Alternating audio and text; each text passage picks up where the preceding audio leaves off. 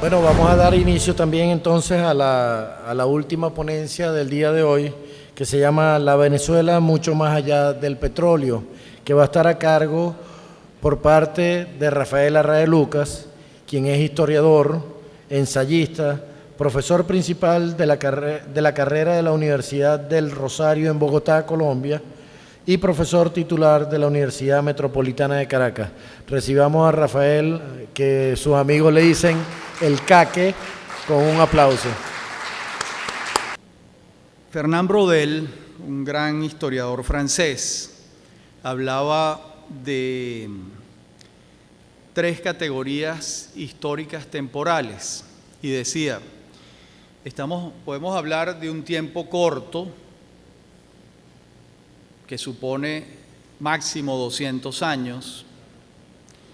Podemos hablar de un tiempo un poco más dilatado, donde se pueden advertir algunas constantes, se pueden avisorar algunas coordenadas históricas, y estaba hablando de un tiempo de 500 años.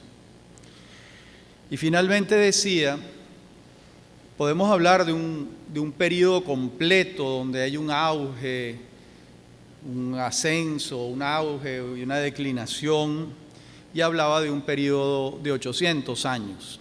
De hecho, su gran trabajo como historiador es una historia de los 800 años del Mediterráneo. El epicentro de esa historia es el Mediterráneo. Suelo señalar esto porque los tiempos históricos se parecen más a los tiempos geológicos que a los tiempos humanos, y todos los procesos históricos están signados por la valoración individual. Es decir, yo soy el que estoy viviendo esta etapa histórica y quiero que pase rápido y no quiero que las cosas cambien ya, porque la medida de mi valoración del tiempo histórico es mi vida. El promedio de vida ha ascendido mucho, 80, 90, 100 años. Se dice que en las próximas generaciones llegaremos a los 100, 120 años, pero con todo y eso, esos procesos históricos son muy breves, los procesos históricos personales, quiero decir. ¿A dónde voy con esto? Voy a que 70 años en la historia de Fede Cámaras, en términos históricos, es un periodo sumamente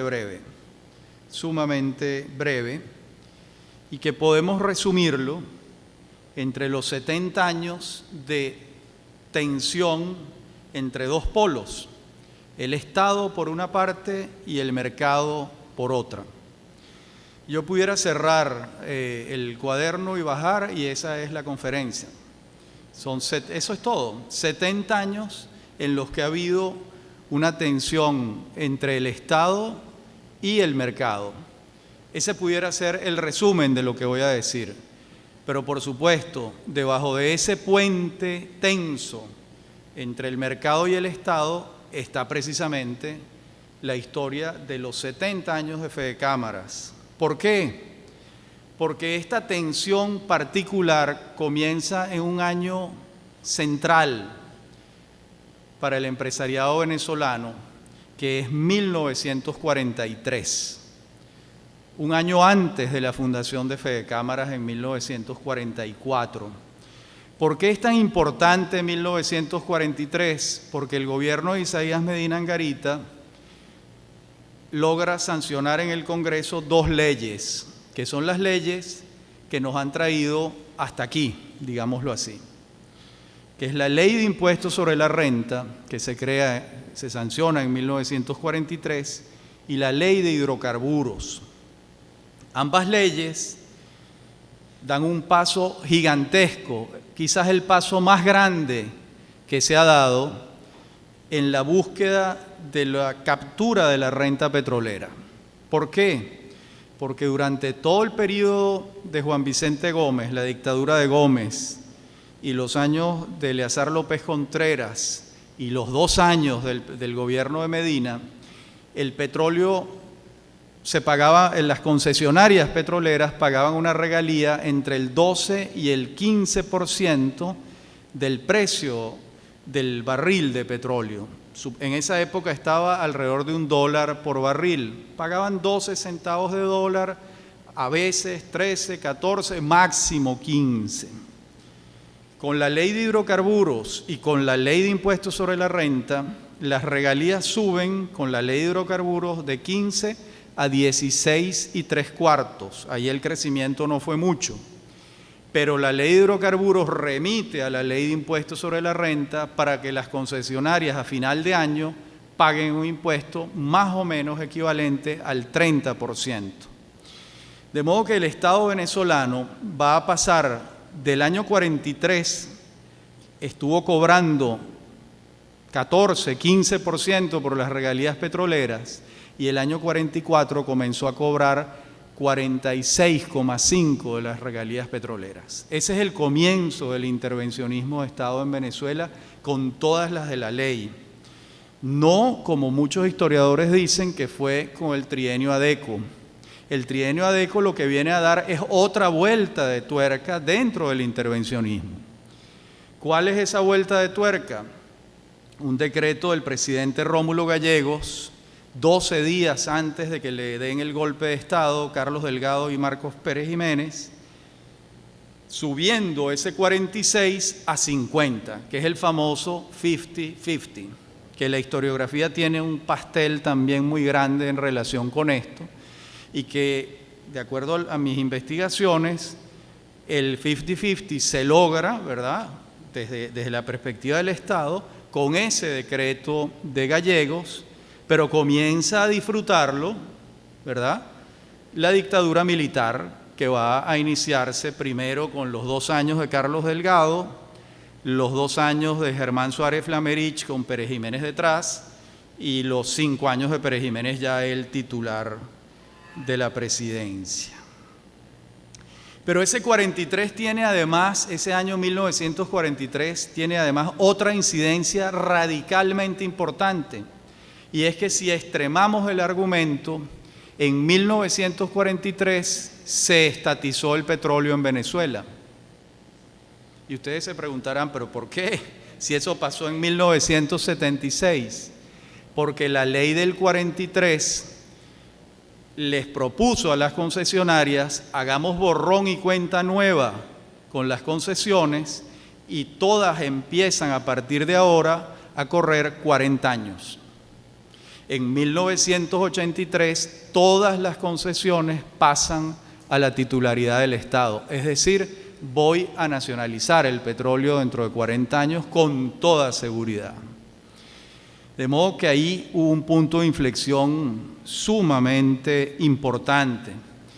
Y uno siempre se pregunta, bueno, pero ¿por qué las concesionarias aceptaron esto tranquilamente? Pónganle las comillas del caso, porque patalearon, pero finalmente aceptaron pasar de pagar 15% a 46 y pico, y encima les pusieron una fecha para la expiración de sus concesiones.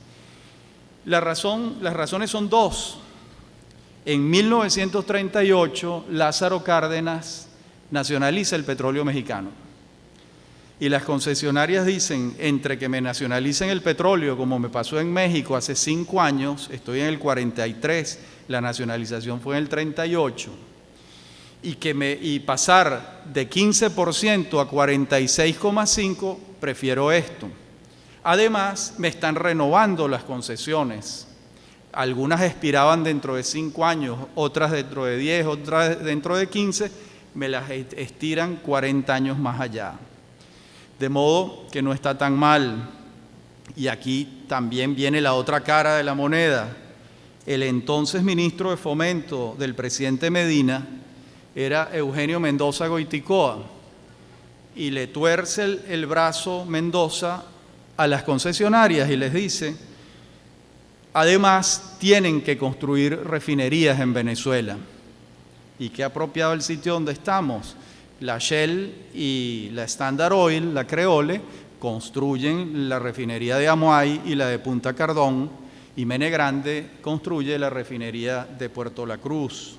Porque hasta ese momento el petróleo venezolano, como ustedes saben, se refinaba en las pequeñas refinerías de Aruba y de Curazao. Las concesionarias no habían querido construir refinerías aquí hasta que con esa ley del 43 se logra la construcción de las refinerías.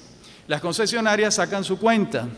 Tengo 40 años, construyo la refinería, la inversión la recupero prontamente, pero a partir de los 20 años de esa concesión, es decir, 1963, 64, 65, ya no invierto un centavo más en Venezuela, porque en 1983 todo revierte, ¿verdad?, al Estado venezolano. Qué casualidad, Fedecámara se funda un año después de esto, 1944. Obviamente guarda una relación estrecha con lo que ha ocurrido el año anterior. No se necesita ser demasiado perspicaz como empresario para entender que un Estado que está recibiendo el 13-15% de las regalías va a pasar a recibir el 46%, va a querer intervenir en la economía de todas las maneras posibles, como comenzó a hacerlo el gobierno de Medina. Viene el golpe del 18 de octubre del 45, Betancur asume el poder y comienza la otra vuelta de tuerca de este proceso. ¿Cuál es esa? La creación de la Corporación Venezolana de Fomento. Es decir, con el dinero, con la renta petrolera, voy a favorecer un empresariado nacional, voy a crear un parque industrial otorgando créditos, protegiendo a ese empresariado con barreras arancelarias, con subsidios, y es justo decir que históricamente quien hace eso primero en América Latina es Venezuela. La Corporación Venezolana de Fomento, creada en septiembre de 1946 por Betancur, es anterior a la CEPAL y a Raúl Prebisch y al diseño de la industrialización sustitutiva de importaciones, que comienza entre 1948 y 1950. Prebisch lo reconocía, decía, esto lo comenzó Venezuela. No, tampoco se trataba de decir, esto que comenzó Venezuela lo vamos a reproducir por toda América Latina, sino fue una coincidencia. Fue una coincidencia. ¿Cómo podían desarrollarse un parque industrial en América Latina si no era en ese momento a través de la política de industrialización sustitutiva de importaciones que favorecía a un empresariado nacional creciente? Esto es importantísimo, de modo que entre el 43, el 45 y el 46 están las bases de casi todo lo que ha ocurrido después, porque esta política se va a mantener en Venezuela y en toda América Latina hasta la caída del muro de Berlín en 1989, hasta el consenso de Washington y la desaparición de las economías protegidas y la apertura de los mercados, que también representó un cataclismo para el sector empresarial. Pero además esta política iba en paralelo la relación de los venezolanos con el petróleo, que para bien o para mal nos hace un país singular, excepcional en América Latina. Ningún país de América Latina ha tenido los ingresos petroleros en la magnitud y proporción que los ha tenido Venezuela, y ningún país de América Latina ha padecido la enfermedad holandesa como la ha padecido Venezuela a lo largo de tantísimos años. De modo que nosotros, cuando vamos a compararnos, cuando vamos a hacer historia comparada con América Latina, tenemos muchos problemas, porque nuestras circunstancias son muy distintas. Una economía monoproductora que ha fortalecido enormemente al Estado y un sector empresarial desde 1943 y hasta la fecha verdaderamente acorralado frente a un Estado muy grande. Pero ojo, ese Estado no deja de crecer. Fíjense ustedes, les hablé en el 48 del llamado 50-50, pero es que en 1958, Edgar Sanabria, el 18 de diciembre de 1958, da otra vuelta de tuerca y pasa el porcentaje de 60 a 62 y 38. El Estado, 62% de cada barril de petróleo y las concesionarias 38%. Y las concesionarias no tienen otro remedio que aceptarlo. Esta vez reclaman, y mucho, y casi llegamos a una crisis internacional. ¿Por qué? Porque el caso de Venezuela no era aislado. Yo no sé si ustedes recuerdan que el 50-50 que instituye Gallegos en Venezuela, inmediatamente van a propagarlo por los países del Medio Oriente una comisión de hidrocarburos que envía el gobierno de Carlos Delgado Chalbó, presidida por Manuel Egaña, con los libros en la mano, y ese 50-50 lo empiezan a asumir todos los países del Medio Oriente. O sea que si ahora en el 58 pasamos al 62-38, ese iba a ser un ejemplo también para los países del Medio Oriente, como en efecto fue. Y el fin de esta batalla del sector público venezolano por hacerse de la renta petrolera en su totalidad, pues culmina en 1976, como todos sabemos, con la estatización de la industria petrolera y la formación de un desequilibrio muy difícil de salvar, que es el que estamos padeciendo los venezolanos en este momento. De modo que la historia de Venezuela, desde 1943 hasta la fecha, puede resumirse en la historia de las alzas y las bajas del precio del petróleo y de la posibilidad del Estado de obtener la renta petrolera en distintos porcentajes hasta su totalidad a partir de 1976.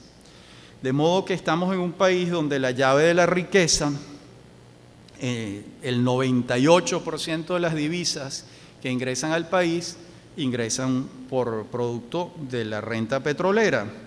De modo que cualquier análisis que se haga de Venezuela, político, social, empresarial, tiene que partir de esta realidad, que es una singularidad en América Latina absolutamente radical. ¿Cómo entender entonces lo que estamos viviendo? Como un capítulo más de esta situación, que ya lo conocemos además. Cuando la guerra del Yom Kippur en 1973, los precios del petróleo pasan de 2,5 a 14 y terminan en un pico en $36 ya en el gobierno de Luis Herrera Campins, pues es el periodo de la Gran Venezuela de Carlos Andrés Pérez, del capitalismo de Estado, del Estado empresario, el Estado que construye, que tiene redes de hoteles, líneas aéreas, fábricas de tornillos, cuanto Dios crió, 450 empresas. Esto está muy bien documentado en un libro de Fernando Coronil que se llama El Estado Mágico. Ese Estado que con esos recursos petroleros monta Carlos Andrés Pérez, tiene que desmontarlo 10 años después. ¿Qué está en el medio? La caída de los precios petroleros. Y la gran pregunta que uno se hace es, ¿quién fue Carlos Andrés Pérez? ¿El estatizador o el privatizador? ¿Cómo puede darse en una sola vida semejante contradicción? Eso hace de Pérez uno de los personajes más interesantes de la historia de Venezuela, sin la menor duda. Pero nos da cuenta también de las dificultades del sector empresarial en un ambiente que está históricamente signado por la relación que los venezolanos tenemos con el petróleo. ¿Esto va a seguir siendo así? Pues es difícil responder, pero pareciera que no. Pareciera que la importancia de la renta petrolera en 1943, un país de 5 millones de habitantes, no es la misma en el 2014 en un país de 30 millones de habitantes. Hay una proporcionalidad que viene cambiando y viene dejando espacio, a mi juicio, a avances a las libertades económicas, que por lo general traen libertades políticas, y a la economía de mercado. No quiero ser tampoco demasiado optimista, pero sí creo que hay señales que nos indican que esa puede ser la tendencia. Si bien esto ya lo vivimos, porque cuando Pérez se ve en la necesidad en el año 89 de privatizar lo que había creado o nacionalizado 10 años antes, la razón era porque el dinero ya no alcanzaba. Si los precios del petróleo hubiesen continuado en $36, ¿Pérez hubiera hecho eso? No. Tuvo que hacerlo. Caldera, que fue siempre un estatista en muchísimos sentidos, hizo la apertura petrolera contra su voluntad, contra todo lo que había sido su pensamiento de estadista, que le colocaba el acento principal al Estado como fundamental actor económico. Entonces, esto nos ayuda quizás a respondernos lo que puede pasar en nuestros tiempos.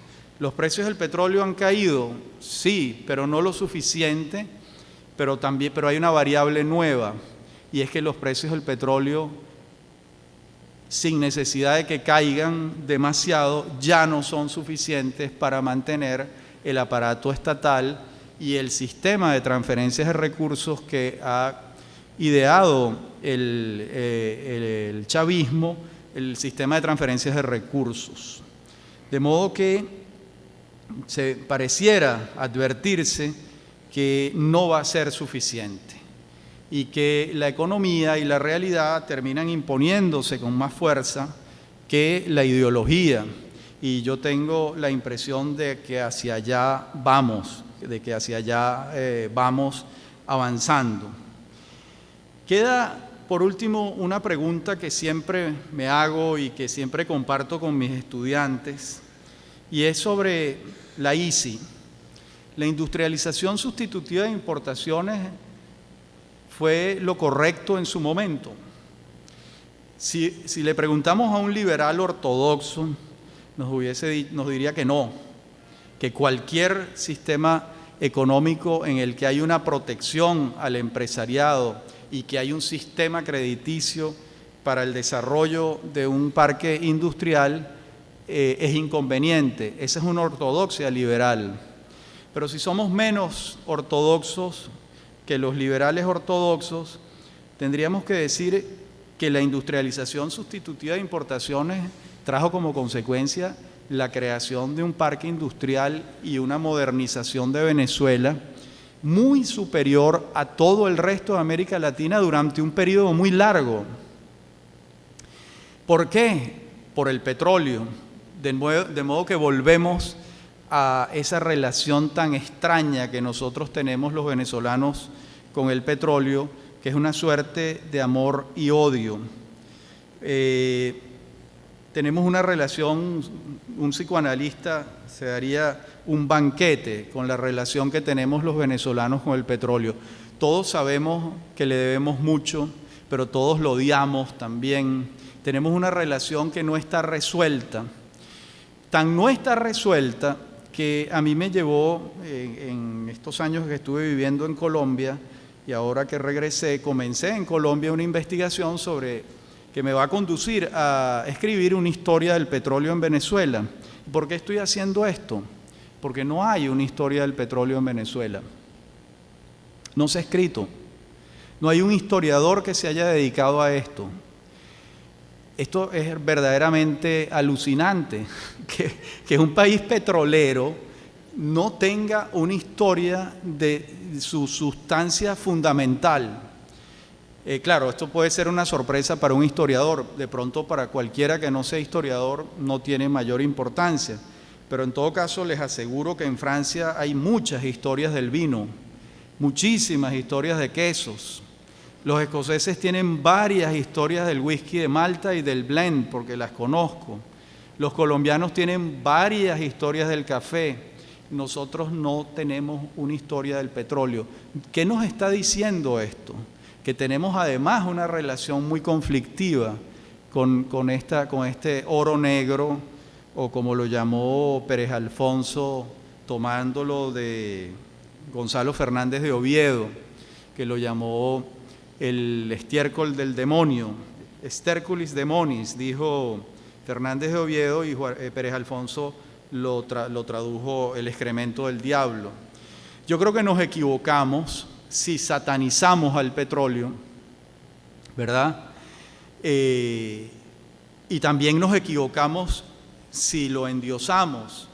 Creo que tenemos que buscar para nuestros análisis históricos, empresariales y para la definición del país que queremos, resolver esta ecuación, esta relación que tenemos con el petróleo. No me cabe la menor duda que todo el desarrollo empresarial ha estado para bien o para mal signado por esta circunstancia. Al día de hoy, después de 14 años de grandes avances del estatismo, del intervencionismo de Estado, que Fedecámaras exista, que haya un grupo de empresarios como ustedes, que en el país sobrevivan alrededor de 6.000 empresas, es prácticamente un milagro. Porque es que, ¿en qué otro país de la Tierra se puede dar algo así, en el que toda la fuente de la riqueza está en manos del Estado con un gobierno que se propone crear un sistema socialista, por más que hayan infinidad de evidencias históricas de que el socialismo no es capaz de generar riqueza? Ese es su talón de Aquiles. El talón de Aquiles del socialismo es que es incapaz de generar los bienes que una sociedad necesita. No hay manera. Hay infinidad de demostraciones históricas de que eso es así. Los chinos lo comprendieron también, que hace 25 o 30 años el Partido Comunista Chino asumió el capitalismo y la economía de mercado como la forma económica para el desarrollo del país, y sin embargo en Venezuela hemos elegido unos gobernantes que no advierten estas circunstancias, o que sí las advierten y tienen otro proyecto, o que yo prefiero pensar que estamos en este momento en un proceso de cambio, incluso en un proceso de cambio favorable en relación con esto. Como todo está interconectado, creo que hay que ponerle atención a los acuerdos de Cuba y la Unión Europea. Son acuerdos muy, muy concretos, hay declaraciones muy precisas. La nueva ley de inversión extranjera en Cuba señala un camino, y yo creo que esos caminos que se están señalando allá son auspiciosos para Venezuela también. Me disculpan si peco de optimista, pero entre ser pesimista y ver un país deshecho y cultivar el estado de ánimo que observo en Venezuela desde que regresé, y ser optimista, ¿verdad?, y tener unas perspectivas de futuro, opto por lo segundo.